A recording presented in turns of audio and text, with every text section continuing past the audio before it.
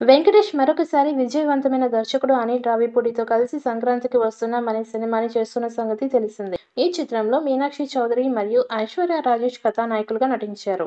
ఈ సినిమాలోని మొదటి సింగిల్ గోదారి గట్టు తక్షణ చాట్ బస్టర్గా నిలిచింది. సినిమాపై అంచనాలను మరింత పెంచింది. ఇటీవలే మేకర్స్ రెండవ సింగిల్ను మీను అనే టైటిల్తో విడుదల చేశారు. వెంకటేష్తో పాటు ఇద్దరు మహిళా ప్రధాన పాత్రలు కూడా ఈ సాంగ్లో కనిపించనున్నాయి.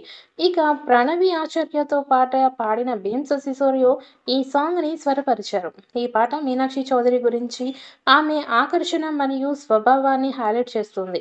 తాజాగా ఇప్పుడు ఈ సాంగ్ 5,000,000 వ్యూస్‌తో 100,000 లైక్స్‌ని సొంతం చేసుకున్నట్టు సమాచారం. ఈ విషయాన్ని తెలియజేసేందుకు మూవీ మేకర్స్ సోషల్ మీడియాలో సరికొత్త వీడియోని విడుదల చేశారు. ఈ సినిమాలో ఉపేంద్ర లిమాయి, రాజేంద్ర ప్రసాద్, సాయి కుమార్, నరేష్ టీవీ గణేష్ మరియు మురళీధర్ గౌడ్ కీలక పాత్రల్లో ప్రతిభావంతులైన సమిష్టి తారాగణం కూడా ఉన్నారు. ఈ సినిమాకి సంగీతం భీమ్స్ సిసోరియో స్వరాలు సమకూర్చారు. శ్రీ వెంకటేశ్వర క్రియేషన్స్ బ్యానర్పై దిల్ రాజు ఈ ప్రాజెక్ట్‌ని నిర్మిస్తున్నారు. ఈ సినిమా విడుదల సమయం దగ్గర పడుతూ ఉండడంతో ప్రమోషన్స్ జోరుని మరింత పెంచాలని మేకర్స్ భావిస్తున్నారు. ఈ నేపథ్యంలోనే వరుసగా సాంగ్స్ విడుదల చేయాలని ప్లాన్ చేస్తున్నారు. ఇప్పటికే విడుదలైన 2 పాటలు కూడా సూపర్ రెస్పాన్స్ తెచ్చుకున్నాయి.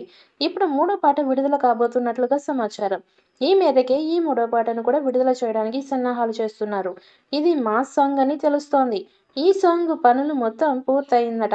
ఈ మేరకి ఈ సాంగ్‌కి సంబంధించిన అధికారిక ప్రకటన కూడా రానుంది. ఈ సినిమా సంక్రాంతికి బ్లాక్ బస్టర్ అవుతుందని వెంకీ ఫ్యాన్స్ నమ్మకంగా ఉన్నారు.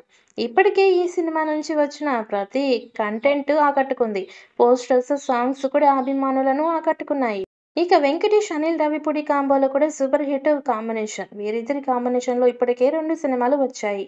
సూపర్ డూపర్ హిట్ అయ్యాయి. కాబట్టి ఈ సినిమా కూడా హ్యాట్రిక్ విజయం సాధిస్తుందని చిత్ర యూనిట్‌తో పాటు ఫ్యాన్స్ కూడా భావిస్తున్నారు.